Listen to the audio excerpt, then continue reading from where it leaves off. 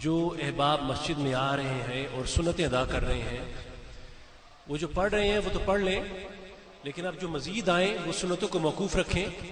ظاہری بات ہے اس کے بعد آپ کو سنتوں کا وقت دیا جائے گا۔ دوران بیان اگر آپ نماز پڑھتے رہیں گے تو آپ کے ذوق میں، آپ کے خشوع میں رکاوٹ آئے گی، کمی آئے گی۔ سو بیان کے وقت بیان ہی رہے اور نماز کے وقت نماز ہی رہے۔ سو ہر چیز اپنے وقت پر اچھی لگتی ہے۔ تو جو احباب آئیں تو مہربانی فرما کر سنتیں موقوف رکھیں۔ اس کے بعد ہم سب نے سنت ادا کرنی ہے، اس کے لیے آپ کو وقت دیا جائے گا۔ نحمدہ ونصلی علی رسولہ الکریم، اما بعد فاعوذ باللہ من الشیطان الرجیم، بسم اللہ الرحمن الرحیم۔ اہدنا الصراط المستقیم صراط الذین انعمت علیہم غیر المغضوب علیہم ولا الضالین۔ صدق اللہ العظیم وصدق رسولہ النبی الکریم العظیم۔ ان اللہ وملائکتہ یصلون علی النبی یا ایھا الذین آمنوا صلوا علیہ وسلموا تسلیما۔ صلوات۔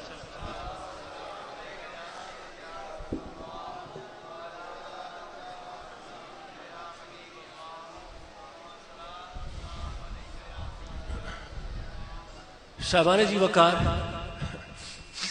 میں بہت ممنون مشکور صاحبان فکر کا، صاحبان تدبر و تدبیر کا، اس انداز سے اس محفل پاک کا انعقاد مقام جمعہ کے موقع پر، جبکہ یہ سال ثواب کی محفل بھی ہے مشائخ عالم حاج شریف کے لیے۔ سو دعا کرتا ہوں کہ وہ حاج قاضی الحاجات ذات آپ کے گھروں میں جانے سے پہلے آپ کی حاجت روائی فرمائے، آپ کی مشکل کشائی اور آپ کی غریب نوازی فرمائے، اور وہ نبی رحمت علیہ الصلوۃ والسلام آپ کے سروں پر اپنی رحمت کا سایہ تادر سلامت رکھیں، اور اولیاء کرام کی فیض و برکات اللہ آپ کے قلب و حال پر جاری و ساری فرمائے۔ انہی دعائیہ کلمات پر اکتفا کرتے ہوئے میں اپنے موضوع کی جانب آنے کی اجازت چاہوں گا۔ صاحبان جی وقار، میں نے آپ کی خدمت میں سورہ فاتحہ کی نصف تا آخر آیات کو تلاوت کرنے کا شرف حاصل کیا۔ توجہ ہے آپ کی؟ ان آیات کریمہ میں میرے پروردگار نے حضرت انسان کو ایک دعا سکھلائی کہ لوگوں اپنے خدا سے یہ دعا مانگو کہ مولا ہمیں ہدایت عطا فرما صراط مستقیم کی جانب، اور یہ رستہ ان لوگوں کا رستہ ہے جو تیرے انعام یافتہ بندے ہیں، جو ماتوب نہیں ہوئے، جو بھٹکے ہوئے نہیں ہیں۔ سو ان آیات میں میرے پروردگار نے اپنے کچھ مخصوص انعام یافتہ بندوں کا ذکر کیا کہ جب اللہ ان کو اپنے خاص انعامات سے نوازتا ہے تو فوراً صراط مستقیم کی طرف چل پڑتے ہیں۔ تو اب مقام تمہید میں کیا یہ جاننا ضروری نہیں کہ آخر وہ کون کون سی انعامات ہیں جو اللہ اپنے مقرب بندوں کو عطا کرتا ہے کہ جس کو ملتے ہیں وہ فوراً صراط مستقیم کی طرف چلنا شروع کر دیتا ہے۔ تو انعامات کی مد میں میرے پروردگار نے سب سے پہلے سورہ نحل میں آواز دی کہ بسم اللہ الرحمن الرحیم، فَمَا الَّذِينَ فُضِّلُوا بِرَدِّ رِزْقِهِمْ عَلَىٰ مَا مَلَكَتْ أَيْمَانُهُمْ فَهُمْ فِيهِ سَوَاءٌ آفا بِنِعْمَتِ اللَّهِ يَجْحَدُونَ۔ اللہ فرماتا ہے خدا وہ ہے کہ جس نے اس روئے زمین پر بعض کو بعض پر رزق میں فضیلت عنایت کی۔ توجہ ہے نا آپ کی؟ بعض کو بعض پر رزق میں درجہ عنایت کیا، بعض کو بعض پر رزق میں رتبہ عنایت کیا۔ تو اب وہ لوگ کہ جن کو ہم نے اضافی مال سے نوازا، وہ لوگ کہ جن کو ہم نے اضافی رزق سے نوازا، تو وہ کیوں نہیں اس اضافی مال کو ان کے حقیقی وارثوں یعنی غریبوں تک واپس لوٹا دیتے؟ وہ کیوں نہیں اس مال کو واپس غریبوں تک پلٹا دیتے؟ عربی کی فصاحت پر غور کیجئے، خدا نے یہ نہیں کہا کہ غریبوں کا مال ان کو دے دو، نہ، فرمایا واپس لوٹا دو، پلٹا دو۔ دے دیا اور لوٹا دیا میں فرق ہوتا ہے، یعنی خدا فرمانا چاہ رہا ہے کہ یہ مال حقیقتاً غریبوں کا تھا، دنیا میں امانتاً امیروں کو دیا گیا، اور اب خدا دنیا میں امیروں کو حکم کر رہا ہے کہ غریبوں کی امانت انہیں واپس لوٹا دو تاکہ معاشرے میں توازن قائم رہ سکے۔ اور پھر فرمایا کہ آفا بنعمت اللہ یجحدون، اور تمہیں کیا ہو گیا ہے کہ تم اللہ کی نعمت کا انکار کرتے ہو؟ تو خدا نے پہلے مقام پر، پہلے درجے پر تمہارے رزق کو، تمہارے مال کو، تمہاری دولت کو اللہ نے اپنا انعام قرار دیا۔ سو پہلے مقام پر تمہارا رزق اللہ کا انعام ہے، تمہارا رزق اللہ کا۔ توجہ ہے آپ کی؟ اب میرے پاس زیادہ دقیقیں نہیں ہے کہ میں زیادہ دیر رک کر آپ کو بات سمجھا سکوں، بہت ضروری ہے کہ جس رفتار سے آگے بڑھوں اسی رفتار سے میرے ساتھ رہیے گا. رزق تمہارا پہلا انعام ہے.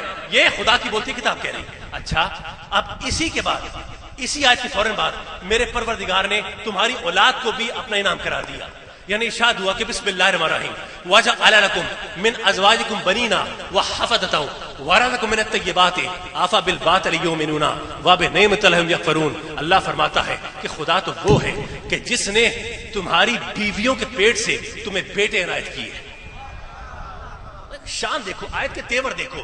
خدا وہ ہے جس نے تمہیں تمہاری بیویوں کے پیٹ سے بیٹے عنایت کیے. وحفدۃ تمہیں پوتے عنایت کیے. وَرَزَقَكُم مِّنَ الطَّيِّبَاتِ اللہ وہ ہے جس نے تمہیں طیب رزق عطا کیا. آفا بالباطل یؤمنون اور لوگوں تمہیں کیا ہو گیا ہے کہ تم جھوٹی باتوں پر ایمان لاتے ہو. وَبِنِعْمَتِ اللَّهِ یکفرون اور اللہ کی نعمت کا انکار کرتے ہو. تو پہلے مقام پر خدا نے رزق کو اپنا انعام قرار دیا اور اب دوسرے مقام پر تمہاری اولاد کو, تمہاری نسل کو بھی اللہ اپنا انعام قرار دے رہا ہے. تو کتنے انعامات ہو گئے؟ 2. تمہارا رزق اور تمہاری اولاد. اب تیسرے مقام پر, یہ تمہیدی کلمات ہیں, تیسرے مقام پر میرے مولا نے تمہاری جان کو, تمہاری زندگی کو بھی اپنا انعام قرار دیا.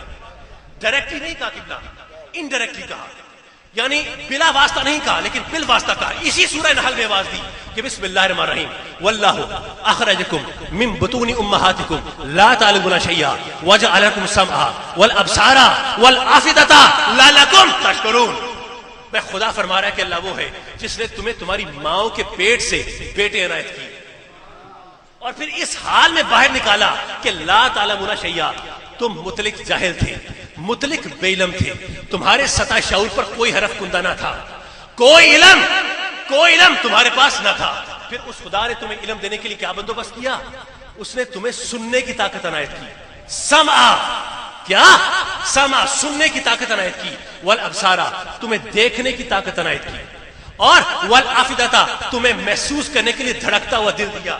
یہ سب کچھ کیوں کیا؟ لعلکم تشکرون, تاکہ تم خدا کے شکریہ ادا کرنے والے بن جاؤ. دوستو یہ توجہ ہے نا آپ کی, یہ جان, یہ دل, یہ سماعت, یہ دھڑکتا ہوا دل, ان تمام چیزوں کا تعلق کس سے ہے؟ تمہاری زندگی سے ہے, تمہاری جان سے ہے, تمہارے اندر جو روح ہے اس سے ہے. تو تیسرے مقام پر خدا پروردگار نے تمہیں جان عنایت کی. کیوں؟ لعلکم تشکرون, تاکہ خدا کے شکریہ ادا کرو. آپ جانتے ہو کہ آپ اس وقت کسی چیز کا شکریہ ادا کرتے ہو جب آپ کو کوئی انعام ملتا ہے. ٹھیک ہے نا, توجہ ہے.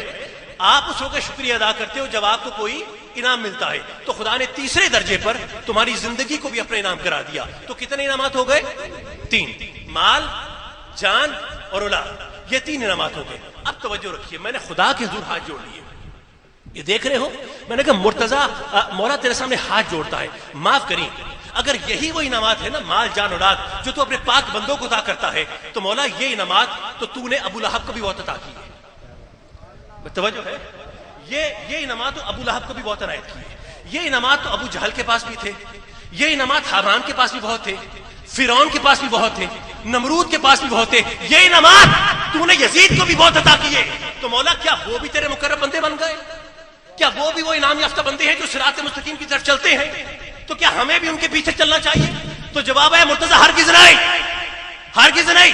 یہ وہ انعامات نہیں ہیں, کیونکہ وما اموالکم ولا اولادکم باللتی تقربکم عندنا زلفا, یہ مال, جان, اولاد, یہ انعامات تمہیں اللہ سے قریب نہیں کر سکتے. یعنی خرد ہوئی ہے زمان و مکا کی زناری, نہ زمان ہے نہ مکا. لا الہ الا اللہ, یہ مال و دولت دنیا, یہ رشتہ و پیوند بتانے وہم و گما. لا الہ. نعرہ تکبیر, نعرہ رسالت, نعرہ حیدری. توجہ ہے آپ کی, یہ میں نہیں کہہ رہا, دیکھو میرے جذبات, میرا کرسی پر دائیں بائیں ہونا, میرے لب و لہجے کا اتار چڑھاؤ اس مقصد سے ہے کہ میری بات تمہارے دلوں تک منتقل ہو جائے.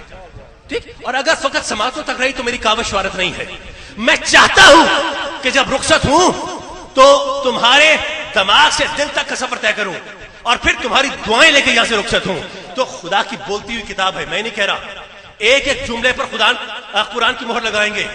کہتے ہیں نا قرآن کافی ہے, بہت ضروری ہے بیان کرنا. قرآن کافی ہے تو کس کے لیے کافی ہے؟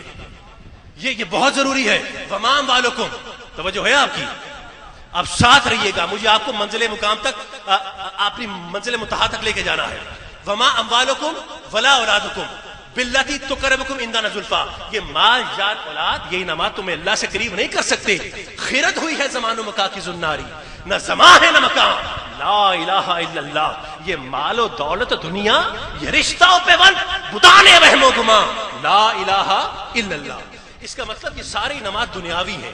قبلہ یہ انعامات سارے دنیاوی ہیں، یہ اللہ سے قریب براہ راست نہیں کر رہے. اس کا مطلب اس انعامات کے علاوہ بھی کچھ اور انعامات ہیں جو اللہ نے مخصوص رکھے ہیں اپنے پاک بندوں کے لیے، جس کو ملتے ہیں تو وہ صراط مستقیم کی طرف چل پڑتا ہے. تو اب وہ کون سے انعامات ہیں؟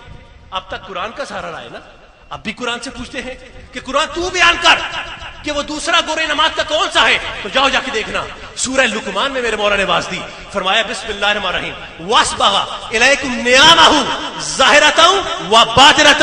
خدا فرماتا ہے ہم نے دنیاوی نعمتوں کے علاوہ کچھ روحانی نعمتیں بھی رکھی ہیں. ہائے ہائے ہائے ہائے. ہم نے دنیاوی، یہ قرآن ہے، یہ قرآن ہے، ہم نے دنیاوی نعمتوں کے علاوہ کچھ باطنی نعمتیں، کچھ روحانی نعمتیں بھی رکھی ہیں. اس کا مطلب وہ دوسرا گروہ انعامات کا روحانی نعمتوں کا ہے، باطنی نعمتوں کا ہے، جن کو ملتی ہیں وہ فوراً صراط مستقیم کی طرف چل پڑتا ہے. اچھا تلونڈی کھجور والی والوں، آپ کو پتہ لگ گیا کہ دنیاوی نعمتوں میں مال ہے، جان ہے، اولاد ہے. تو کیا یہ جاننا ضروری نہیں کہ روحانی نعمتوں میں کون کون سے انعامات ہیں؟ اگر ہمیں پتہ لگ جائے تو ہم بھی ان ولیوں کے پیچھے خدا کے پاک بندوں میں شامل ہو جائیں. بھئی چاہتے ہو نا، چاہتے ہو کہ وہ روحانی نعمات کون سی ہیں؟ ابھی بیان کرتا ہوں، خدا کے واسطے ابھی بیان کرتا ہوں، لیکن 1 منٹ کا وقفہ ڈال رہا ہوں، صرف 1 منٹ کا. بھئی یہ بیان کرنا ضروری ہے کہ وہ اللہ قادر مطلق ذات ہے. قبلہ قادر ہے نا، سب کچھ کر سکتا ہے. کوئی روک سکتا ہے اسے؟ آپ روک سکتے ہو اسے؟ نہیں. کس کی مجال کے خدا کو روکے؟ قادر مطلق ذات ہے، جو چاہے کرتا. تو خدا تو سارے ہی انعامات کو اپنے قرب کا وسیلہ بنا دیتا. یہ انعامات کے 2 گروہ کیوں بنا دیے؟ ایک کو قرب کا وسیلہ نہیں بنایا اور ایک کو قرب کا وسیلہ بنا لیا. اس کی وجہ کیا ہے؟ تو نے انعامات کو 2 گروہوں میں تقسیم کیوں کیا؟ وجہ ہے، وہ وجہ سنو اور پھر میں واپس اپنے اس نقطے پر آتا ہوں. دیکھو آپ جانتے ہو کہ جو دنیاوی انعامات ہیں، قبلہ جو دنیاوی انعامات ہیں وہ سب کے سب نکلے ہیں دنیا سے. کہاں سے نکلے ہیں؟ اور میرا کون سا محترم سننے والا یہاں پر نہیں جانتا کہ دنیا فانی ہے؟ صوفی صاحب، فنا ہو جانے والی ہے، باقی نہیں رہے گی، محدود ہے. اس کا مطلب جتنے دنیاوی انعامات ہیں وہ بھی فانی ہیں، وہ بھی فنا ہو جانے والے ہیں. اور جس پر یہ انعامات آئیں گے اسے بھی فنا ہونے سے بچا نہیں سکتے. انعامات خود فانی ہیں، جس پر آئیں گے اسے بھی فنا ہونے سے بچا نہیں سکتے. تم حلال کا اربوں خربوں روپیہ اکٹھا کر لو، تمہارا مال تمہیں فنا ہونے سے بچا نہیں سکتا، کیونکہ خود فانی ہے. جس پر آئے گا اسے بھی فنا ہونے سے بچا نہیں سکتا. حلال کے 10-12 لڑکے پیدا کر لو، سب کے سب نیک فرما بردار اولاد ہو، تو تمہاری اولاد بھی تمہیں فنا ہونے سے بچا نہیں سکتی. خود فانی ہے، جس پر آئے گی اسے بھی فنا ہونے سے بچا نہیں سکتی. تم کھا کھا کے ڈھول ہو جاؤ، خوبصورت جسم بنا لو، 150 سال کی عمر لے لو، پر تمہاری اچھی صحت، تمہاری جوانی، تمہاری عمر تمہیں فنا ہونے سے بچا نہیں سکتی. خود فانی ہے، جس پر آئے گی اسے بھی فنا ہونے سے بچا نہیں سکتی. تو جتنی دنیاوی نعمتیں ہیں وہ فانی ہیں، جس پر آئیں گی اسے بھی فنا ہونے سے بچا نہیں سکتی. اس کے برعکس صاحب، اس کے برعکس روحانی نعمتیں نکلی ہیں روح سے. ہائے ہائے، دنیاوی نعمتیں دنیا سے اور روحانی نعمتیں نکلی ہیں روح سے. اور میرا کون سا محترم سننے والا وہ 2 آیتوں کو ذہن میں نہیں رکھتا کہ میرے مولا نے فرمایا کہ وَنَفَخْتُ فِيهِ مِن رُوحِي اور ثُمَّ صَبَّ وَنَفَخَ فِيهِ مِن رُوحِي، کہ یہ روح جو تم سب کے اندر ہے یہ اللہ کی پھونک کا نتیجہ ہے. یہ قرآن ہے، خدا کہہ رہے تمہارے اندر جو روح ہے وہ اللہ کی پھونک کا نتیجہ ہے. تو جب اللہ کی پھونک ہوگی تو پھر فانی نہیں ہوگی، لا فانی ہوگی. اگر روح اللہ کی پھونک ہے تو پھر فانی نہیں ہے، کیا؟ لا فانی ہے. اس کا مطلب جتنی روحانی نعمتیں ہیں وہ بھی لا فانی ہیں، جس پر آئیں گی اسے بھی لا فانی بنا دیں گی. دنیاوی نعمتیں خود فانی، جس پر آئیں گی اسے بھی فنا ہونے سے بچا نہیں سکتی. روحانی نعمتیں لا فانی، جس پر آئیں گی اسے بھی لا فانی بنا دیں گی. اب آپ کو پوچھنے کا حق ہے کہ شاہ جی بیان کر بھی دو کہ وہ کون کون سے روحانی نعمات ہیں. تو میں کہوں گا بہت مرتبہ اس آیت کو سنا ہے ایک مرتبہ بس مرتضی سے دوبارہ سنتے چلو. بسم اللہ الرحمن الرحیم. وَمَن يُطِعِ اللَّهَ وَرَسُولَهُ فَأُولَٰئِكَ مَعَ الَّذِينَ أَنْعَمَ اللَّهُ عَلَيْهِم مِّنَ النَّبِيِّينَ وَالصِّدِّيقِينَ وَالشُّهَدَاءِ وَالصَّالِحِينَ. حسین کی شہادت بھی روحانی نعمت، علی کی ولایت بھی روحانی نعمت، صدیق کی صداقت بھی روحانی نعمت، محمد کی نبوت بھی روحانی نعمت. اب اگر تلونڈی کے ملا پوچھیں کہ ہم میں اور نبی میں فرق کیا ہے تو کہہ دینا ملا زیادہ فرق نہیں، صرف اتنا کہ تجھ پر نعمت جسمانی ہے اس لیے تو فانی ہے، میرے محمد پر نعمت روحانی ہے اس لیے وہ لا فانی ہے. نعرہ تکبیر، نعرہ رسالت، نعرہ حیدری. صاحبزادہ سید مرتضی امین شاہ صاحب شہنشاہ خطابت. گفتگو منتقل ہو رہی؟ ہو رہی کہ نہیں ہو رہی؟ یہ جو کہا آپ تک منتقل ہوا؟ جب میں ملا کی بات کروں تو کسی غلط فہمی کا شکار نہ ہوئیے گا. ہم یوں جہاں پر بیٹھے ہیں تصوف کی درسگاہ کی ادنا سے شاگرد ہیں، ہمیں صوفی کو ہم خوش ہوتے ہیں. جب میں ملا کی بات کروں تو سمجھ جائیے گا کہ اس راز سے واقف ہے نہ ملا نہ فقیر. مسلمان سے پوشیدہ ہے مسلمان کا مقام. قوم کیا ہے، قوموں کی امامت کیا ہے، اس کو کیا جانے یہ بیچارے 2 رکعت کے امام. نہیں، یہ ہمارے جو بیٹھے ہیں صوفی ہیں، ایمان عشق مصطفیٰ کی شکل میں ان کے سینوں میں دھڑکتا ہے. تو جب میں کہوں تو آپ سمجھ جائیے کس کی طرف اشارہ ہے. توجہ ہے نا آپ کی؟ اب اگر پوچھیں کیا فرق ہے ہم میں اور نبی میں، ہم جیسا ہم اس کے جیسے، تو کہتے نا زیادہ نہیں ہے. تجھ پر نعمت جسمانی ہے اس لیے تو فانی ہے، میرے نبی پر نعمت روحانی ہے اس لیے وہ لا فانی ہے. ٹھیک؟ اہدنا الصراط المستقیم صراط الذین انعمت علیہم. جتنے انعام یافتہ بندے ہیں جب ان کو انعامات ملتے ہیں تو وہ صراط مستقیم کی طرف چل پڑتے ہیں. تو اندازہ کرو کہ صراط مستقیم بذات خود کتنا بڑا انعام ہے. یہ بذات خود یہ نواز چیمہ صاحب بیٹھے ہیں، کون بیٹھا ہے؟ نواز صاحب بیٹھے ہیں. آپ نے صراط مستقیم کتاب لکھی ہے نا، آج ہم اسی پہ بات کریں گے، آج ہم اسی پہ بات کریں گے. ٹھیک، یہی ہماری گفتگو کا موضوع رہے گا. توجہ ہے آپ کی؟ اچھا، صراط مستقیم بذات خود کتنا بڑا انعام ہے کہ جس کو ملتا ہے وہ فوراً انعام ملتا ہے، صراط مستقیم کی طرف چل پڑتا ہے. اچھا، اب کوشچن پیدا ہوتا ہے کہ صراط مستقیم ہے کیا؟ یہ کیا ہے صراط مستقیم؟ تو سورہ ہود اٹھا کے دیکھو. میرے مولا نے فرمایا کہ ان ربی علی صراط مستقیم، تمہارا اللہ صراط مستقیم پر ہے، تمہارا خدا علی صراط مستقیم، صراط مستقیم پر ہے. اس کا مطلب جتنے انعام یافتہ بندے جب صراط مستقیم کی طرف چلتے ہیں تو در حقیقت وہ خدا کی طرف چلتے ہیں. تو ثابت ہوا کہ اللہ کا قرب حاصل کرنا کائنات کا سب سے بڑا انعام ہے. اللہ کا قرب، اس کی رضا کو حاصل کرنا، یہ کائنات کا سب سے بڑا انعام ہے. اب نواز صاحب ایک کوشچن آ گیا، ایک سوال آ گیا، مسئلہ آ گیا. وہ مسئلہ یہ ہے کہ خدا فرماتا ہے میں صراط مستقیم پر ہوں، پر مولا تجھے کہاں دیکھے؟ تو خود کہتا ہے کہ آنکھیں اس کا ادراک نہیں کر سکتی، وہ نظر نہیں آ سکتا، اور اگر تصورات میں آ جائے تو خدا خدا نہیں رہتا. توجہ ہے آپ کی؟ تو کہتا ہے کہ تو صراط مستقیم پر ہے اور ہمیں ہدایت چاہیے، ہمیں ہدایت کی پیاس ہے. ہم کہاں تجھے دیکھیں اور تیرے پیچھے ہم کیسے چلیں؟ تو نظر نہیں آتا، کہاں نظر آئے تو؟ تو صاحبان جی وقار، ہمارا تدبر، ہماری سوچ، ہمارا فہم، ہمارے نظریات یہ سمجھنے پر ہمیں مجبور کرتے ہیں کہ ایک ایسی ہستی کا وجود ضروری ہے جس کا دیکھنا خدا کا دیکھنا ہو، جس کا سننا خدا کا سننا ہو، جس کا چلنا خدا کا چلنا ہو، جس کا اٹھنا خدا کا اٹھنا ہو. وہ بستر پر لیٹے تو خدا کے لیے، وہ سفر پر نکلے تو خدا کے لیے. کوئی ایسا کہ جس کی گفتار خدا کی گفتار ہو، جس کا کردار خدا کا کردار ہو، اس کی کال خدا کی کال ہو، اس کی چال خدا کی چال ہو، اس کی پیکار خدا کی پیکار ہو، اس کا قرار خدا کا قرار ہو. کوئی ایسا کہ جب وہ صراط مستقیم پر کھڑا ہو تو اپنے پاؤں کے ناخن سے لے کر سر کے بال تک اپنے اللہ کی نمائندگی کا حق ادا کرے. کوئی ایسا، توجہ ہے آپ کی؟ کوئی ایسا جب وہ صراط مستقیم پر کھڑا ہو تو اپنے خدا کی مکمل صفات کا آئینہ دار بن کر کھڑا ہو. جب صوفی صاحب اس کو دیکھیں تو ہم یقین کریں کہ ہاں واقعی خدا صراط مستقیم پر ہے. جب اس کو کھڑا دیکھے صراط مستقیم پر تو ہمیں یقین آ جائے کہ ہاں یہ کھڑا ہے اس لیے میرا اللہ واقعی صراط مستقیم پر ہے. اب وہ ہے کون؟ نواز صاحب ہم نے اسے تلاش کرنا ہے. وہ ہے کون جو صراط مستقیم پر ہے اور اللہ کی نمائندگی کا حق ادا کر رہا ہے؟ توجہ ہے آپ کی؟ اب اس ہستی کو تلاش کرنا ہے. اب یہ گفتگو میں علماء کرام کو ہدیہ کر رہا ہوں.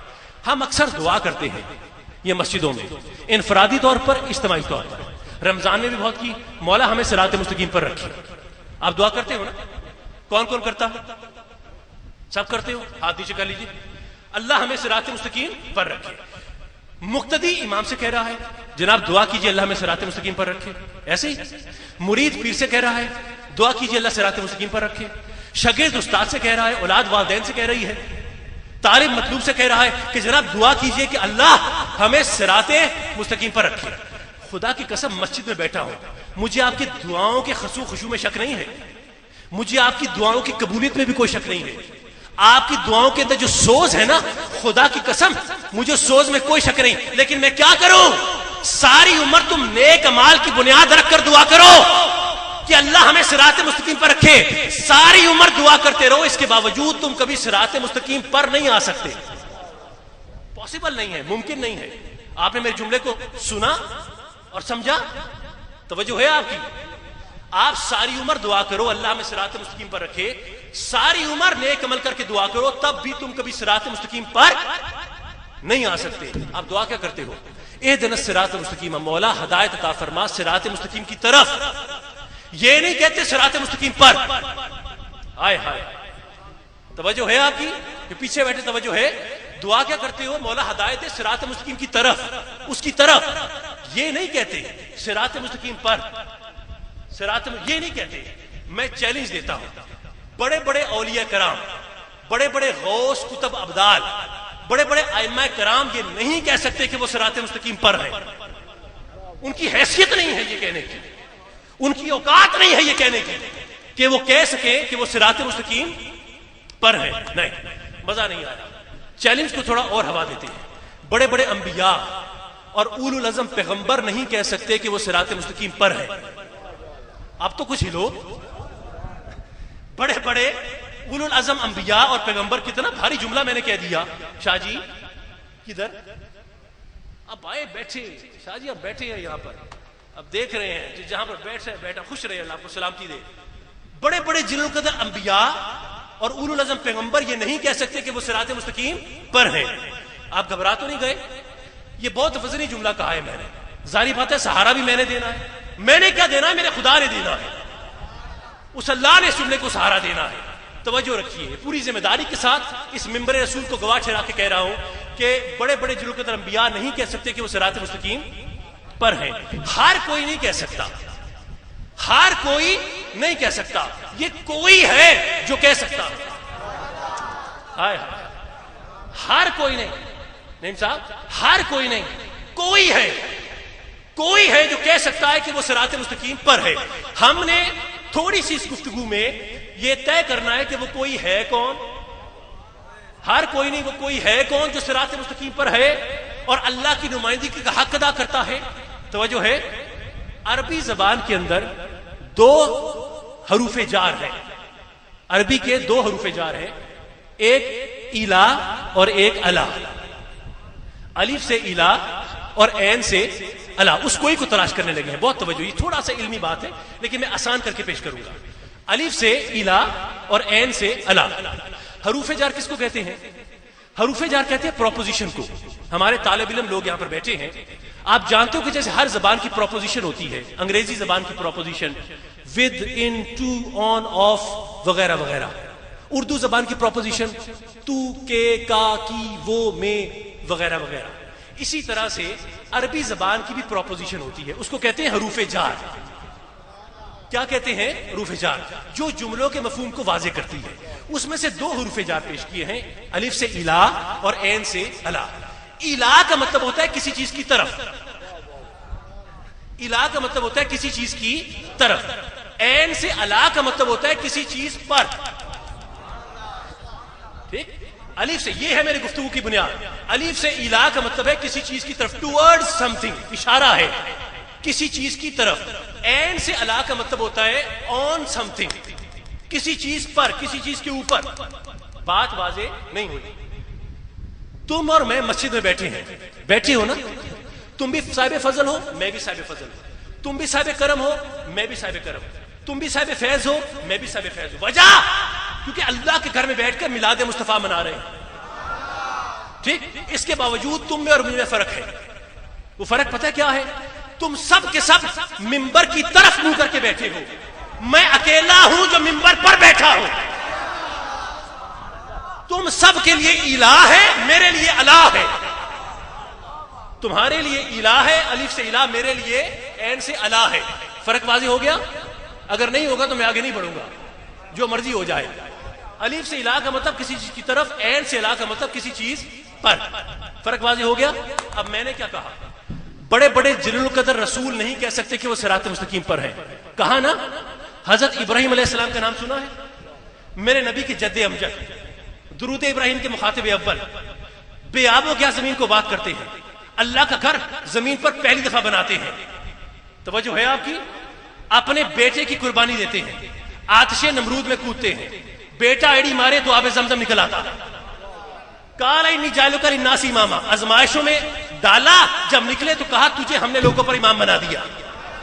یہ وہ رسول ہے جس سے شہادت و امامت شروع ہوتی ہے. یہ وہ رسول ہے، میرے نبی کی جد ہے. کتنا مرتبہ ہے، کتنا مقام ہے، کتنے فضائل، بھرا پڑا ہے قرآن فضائل سے. لیکن خدا کی قسم جاؤ جا کے دیکھنا، سورہ نحل کے اندر غالباً آیت 121 ہے یا 120 ہے، اس کے اندر میرے پروردگار نے حضرت ابراہیم علیہ السلام کے فضائل گنوائے، تفصیلاً گنوائے. اور سب فضائل گنوانے کے بعد آخر میں ایک جملہ لکھ دیا کہ ابراہیم اجتباہ وہداہ الی صراط مستقیم، ہم نے تجھے چن لیا اور ہدایت کی صراط مستقیم کی طرف. ہائے ہائے، الہ، الا نہیں قبلہ، الہ. ابراہیم صراط مستقیم کی طرف ہے، صراط مستقیم پر نہیں ہے، صراط مستقیم پر نہیں ہے. میں آپ کو چیلنج دے رہا ہوں، سب کو چیلنج دے رہا ہوں، جاؤ 30 پاروں کا قرآن اٹھا کے لے آؤ، مجھے کہیں سے لا کے دکھا دو کہ ابراہیم کے لیے لکھا ہو کہ وہ صراط مستقیم پر ہے. خدا کی قسم میں آپ کے سامنے بیان کرنا چھوڑ دوں گا، لیکن میں جانتا ہوں آپ کو پورے قرآن میں کہیں نہیں ملے گا، کیونکہ ابراہیم صراط مستقیم کی طرف ہیں، صراط مستقیم پر نہیں ہیں. الہ ہے، الا نہیں ہے. لیکن مجھے آپ کو 1,23,999 انبیاء کا چیلنج دینا ہے، صرف ابراہیم کا نہیں، سب کا چیلنج دینا ہے. اب جاؤ جا کے دیکھنا، سورہ انعام کی غالباً آیت نمبر 87 ہے یا 88 ہے. اس پر میرے پروردگار نے حضرت آدم علیہ السلام سے لے کر حضرت عیسیٰ مسیح تک جتنے برگزیدہ رسول ہیں نا، سب کے نام لیے، 14-15 پیغمبروں کے نام لیے. توجہ ہے آپ کی؟ نام لینے کے بعد ان کے 2 اوصاف کے ساتھ یا 4 لفظوں کے ساتھ ان کی صفت کو بیان کیا، ان کے اوصاف کو بیان کیا. اور حضرت آدم سے عیسیٰ تک سب انبیاء کا ذکر کرنے کے بعد خدا نے آخر میں سب کے لیے اجتماعی جملہ لکھ دیا کہ بسم اللہ الرحمن الرحیم وَاجْتَبَيْنَهُمْ وَهَدَيْنَهُمْ إِلَىٰ صراط مستقیم. ہم نے سب نبیوں کو چن لیا اور ہدایت کی صراط مستقیم کی طرف. صراط مستقیم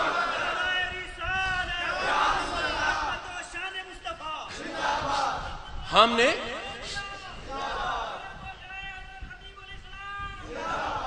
توجہ ہے آپ کی؟ یہ قرآن ہے، اللہ کی بولتی کتاب، میں نہیں کہہ رہا، خدا کہہ رہا ہے. سورہ انعام آیت غالباً 87 یا 88. خدا نے سب انبیاء کا ذکر کیا، 1,30,999 موٹے موٹے نبیوں کا ذکر کر کے سب کے لیے کہا ہم نے ان سب کو چن لیا اور ہدایت کی صراط مستقیم کی طرف. الہ ہے، الا نہیں ہے. میں چیلنج دے رہا ہوں تلونڈی کھجور والی والوں، آپ سب کو چیلنج، باقیوں کو بھی چیلنج. جاؤ پورا 30 پاروں کا قرآن دوبارہ لاؤ اور ان سارے رسولوں اور انبیاء میں سے کسی ایک کے لیے مرتضیٰ کو لا کے دکھا دو لکھا ہو قرآن میں کہ وہ صراط مستقیم پر ہے. خدا کی قسم میں ہمیشہ کے لیے تقریر کرنا چھوڑ دوں گا، لیکن آپ کو پورے قرآن میں کہیں نہیں ملے گا، پورے قرآن میں کہیں نہیں ملے گا. کیونکہ آدم صراط مستقیم کی طرف، نوح ادریس صراط مستقیم کی طرف، ابراہیم و اسماعیل صراط مستقیم کی طرف، یعقوب و یوسف صراط مستقیم کی طرف، موسیٰ اور ہارون صراط مستقیم کی طرف، یحییٰ اور عیسیٰ صراط مستقیم کی طرف، 1,23,999 انبیاء کرام سب کے سب صراط مستقیم کی طرف، پر نہیں۔ اور اب تمہارا نبی، میرا نبی محمد مصطفیٰ، بسم اللہ الرحمن الرحیم، یاسین والقرآن الحکیم انک لمن المرسلین علی صراط مستقیم۔ نعرہ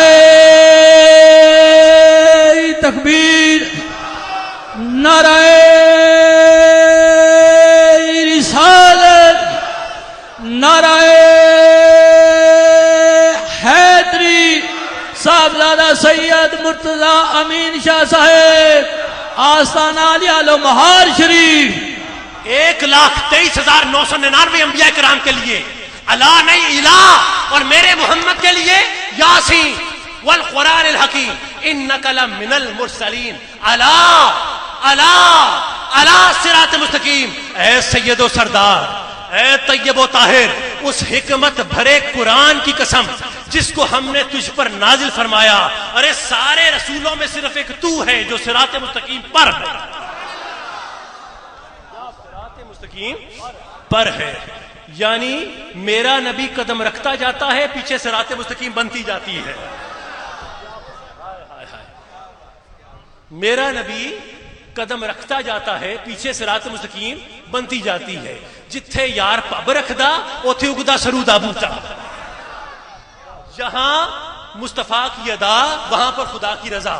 تو تلونڈی کھجور والی والو، نواز صاحب کتاب میں یہ لکھا کہ صراط مستقیم کچھ بھی نہیں، میرے محمد کے قدموں کے نشانات ہیں، حضور کے نقوش پا ہیں، حضور کے قدموں کے نشانات ہیں، یہ صراط مستقیم اور کچھ بھی نہیں۔ تو یہ قرارداد صراط مستقیم کی آج منظور ہو گئی۔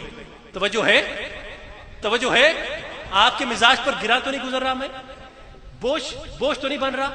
اچھا، حضرت امام حسن عسکری علیہ السلام کی ذات پاک، ائمہ اہل بیت کے 11ویں امام اور ہمارے بھی امام حضرت مجدد الفسانی شیخ احمد سرندی فاروقی فرماتے ہیں کہ ہمیں فیض نبوت جناب صدیق اکبر کے توسل سے ملتا ہے، فیض ولایت جناب علی مشکل کشا کے توسل سے ملتا ہے۔ پھر فرماتے ہیں کہ جتنے غوث کتب ابدال ہیں سب کے سینوں پر علی پاک اور جناب بی بی فاطمہ زہرا کے قدم پڑتے ہیں، اور یہ مرتبہ آپ کی نسل تک یعنی 12 اماموں تک منتقل ہوتا ہے، اور حضرت غوث پاک کی ذات پر جا کر اپنے مقام عروج کو پہنچ جاتا ہے۔ یہ ہمارے ہیں، یہ 12 امام ہمارے ہیں۔ لیکن افسوس کے ساتھ کہہ رہا ہوں کہ اگر میں اپنے عام لوگوں کو چھوڑ کر علماء سے پوچھوں کہ مجھے ائمہ کے نام ترتیب سے بتا دے، ائمہ اہل بیت کے نام ترتیب سے بتا دے، تو خدا کی قسم زمانے گونگی ہو جائیں گے، کئیوں کو پتہ ہی نہ ہوگا، کئیوں کو معلوم ہی نہ ہوگا۔ چیز ہماری تھی، بزرگ ہمارے تھے، پیشوا ہمارے تھے، بے قدری کی اور غیروں کے سپرد کر دیا، اب اس کو وہ اپنا اثاثہ بنا کے بیٹھ گئے ہیں۔ یہ ہمارے ہیں، یہ ہمارے ہیں، جتنے نبی کے پیارے ہیں وہ سب ہمارے ہیں، یہ ہمارے ہیں، یہ ہمارے بزرگ ہیں۔ بار کہ اس میں بھی کبھی بات ہوگی۔ حضرت امام حسن عسکری، ان کی تفسیر ہے بہت معروف تفسیر حسن عسکری، صراط مستقیم کی حقیقت بیان کر رہا ہوں۔ نبی کا نام تو سن لیا کہ قرآن مجید میں اللہ کا لفظ آپ کے لیے آیا ہے، سن لیا نا آپ نے؟ کس نے سنا؟ اب ہاتھ نیچے کر لیجیے، اللہ خوش رکھے۔ اگلی بات سنو، تفسیر امام حسن عسکری جان کے اس کا حوالہ دے رہا ہوں، اس میں امام پاک فرماتے ہیں کہ جب ہجرت کا واقعہ ہوا، توجہ ہے، جب ہجرت کا واقعہ ہوا تو نبی نے اپنے خدا کے حکم سے مدینے جانے کا ارادہ کیا، تو میرا کملی والا مصطفیٰ سب سے پہلے گیا اپنے برادر علی کے پاس اور جا کر سوال کرتے ہیں کہ علی کیا تو اس بات پر راضی ہے کہ آج کی رات میرے بستر پر نفس محمد بن کے لیٹ جائے، اور اگر کافر میرے قتل کا ارادہ کرے تو میری جگہ در حقیقت تو قتل کر دیا جائے؟ علی پاک نے کہا یا رسول اللہ میں راضی۔ تفسیر امام حسن عسکری۔ حضرت علی کی رضائیں لینے کے بعد اب توجہ سے سنیے گا، ائمہ اہل بیت کے 11ویں امام امام حسن عسکری آپ فرماتے ہیں علی کی رضائیں لینے کے بعد اب میرا نبی گیا اس کے پاس جو عتیق بھی ہے، رفیق بھی ہے، شفیق بھی ہے، صدیق بھی ہے. میرا نبی گیا اپنے یار پیکار کے پاس، یار کوثر کے پاس، یار غار کے پاس، یار میزار کے پاس. میرا نبی گیا ہمارے پیشوا طریقت جناب صدیق اکبر کے پاس رضی اللہ تعالیٰ عنہ، اور جا کر فرماتے ہیں کہ اے صدیق، امام حسن عسکری کے الفاظ ہیں، صدیق کیا تو اس بات پر راضی ہے کہ آج سفر میں تو میرا رفیق بن جائے؟ ہائے ہائے، سنیو، سن رہے ہو تم؟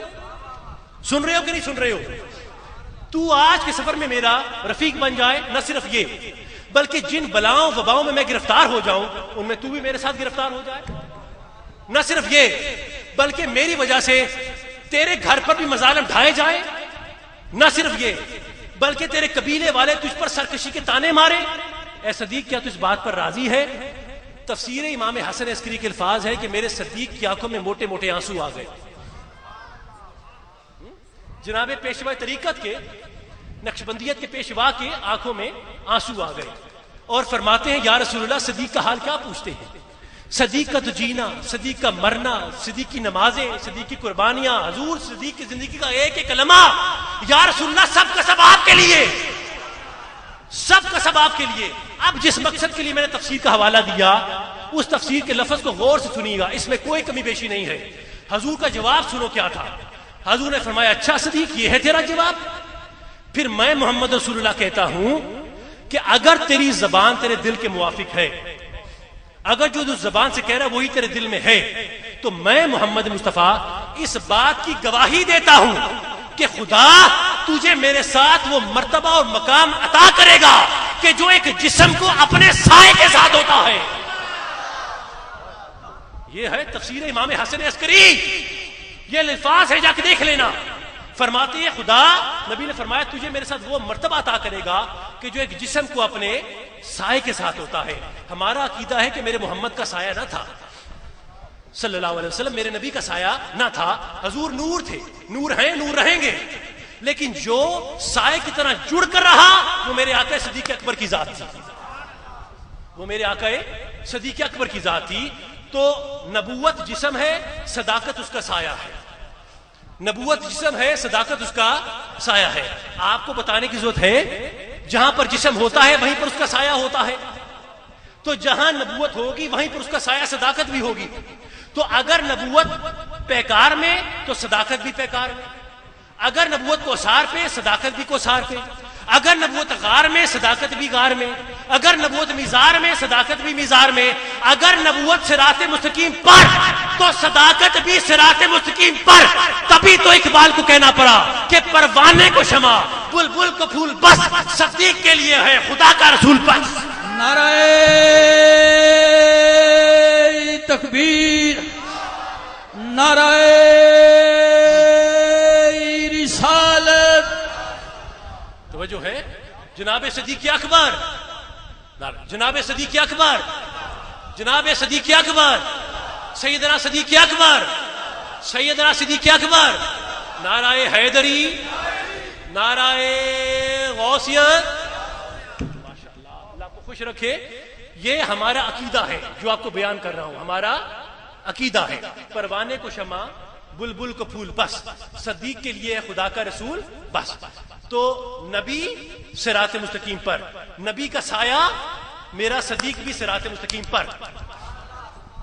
جہاں جسم وہیں اس کا سایہ. توجہ ہے آپ کی؟ دو منزلیں طے ہو گئے کہ نبوت بھی صراط مستقیم پر، صداقت بھی صراط مستقیم پر. اب رک جاؤ، رک جاؤ، سنیو عاشقو، میرے دوستو، میرے پیارو، ذرا رک جاؤ. اب ایک آپ سے معذرت کرنے لگا ہوں، معافی مانگنے لگا. وہ معافی یہ ہے کہ میں نے تقریر کے ابھی کچھ دیر پہلے کہا کہ قرآن مجید میں اللہ کا لفظ صرف میرے نبی کے لیے آیا کہ حضور صراط مستقیم پر ہے. میں نے کہا نا، میں نے غلط کہا تھا،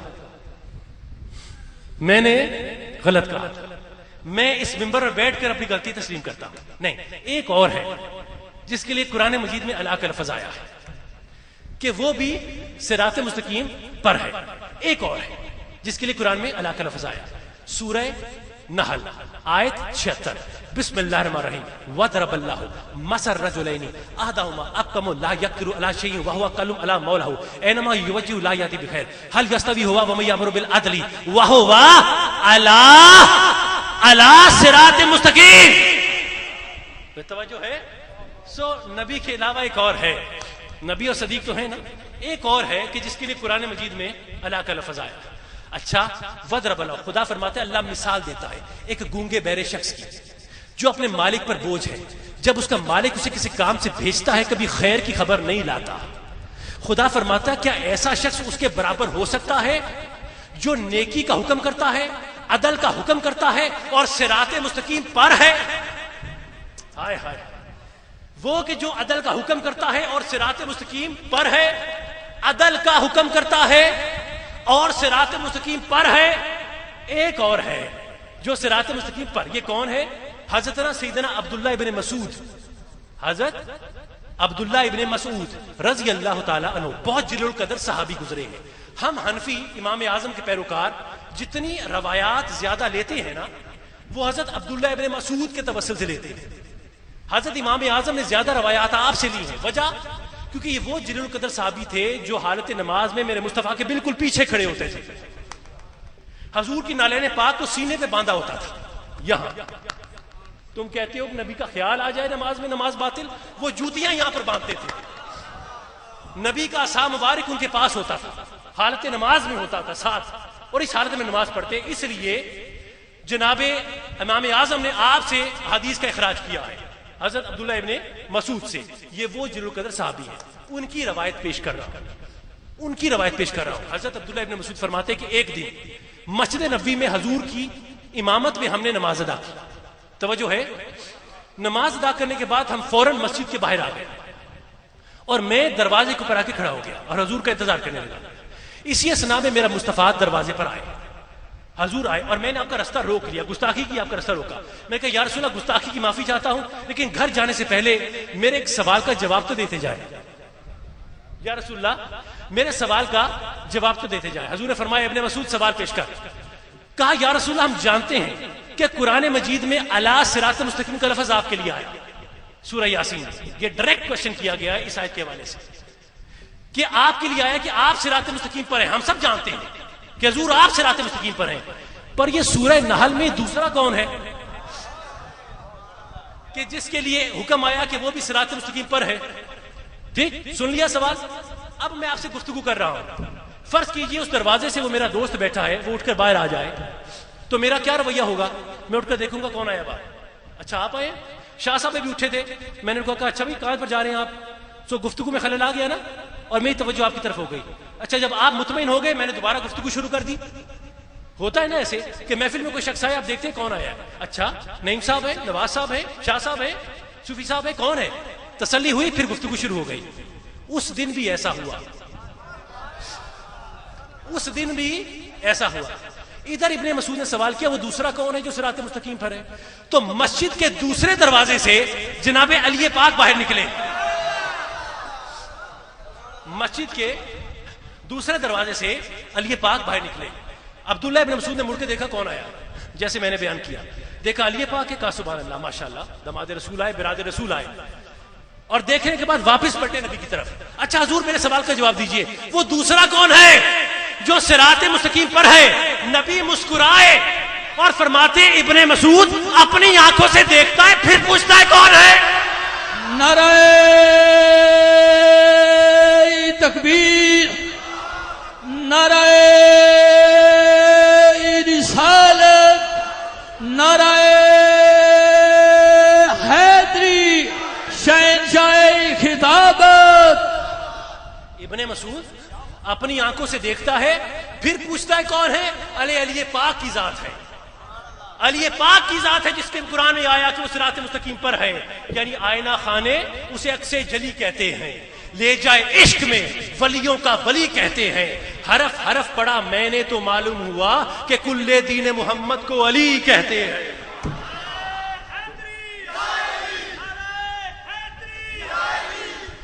تو نبوت صراط مستقیم پر, صداقت صراط مستقیم پر, ولایت صراط مستقیم پر، تو بتاؤ کیا میرے مجدد الفسانی کے قول پر مہر نہیں لگ گئی؟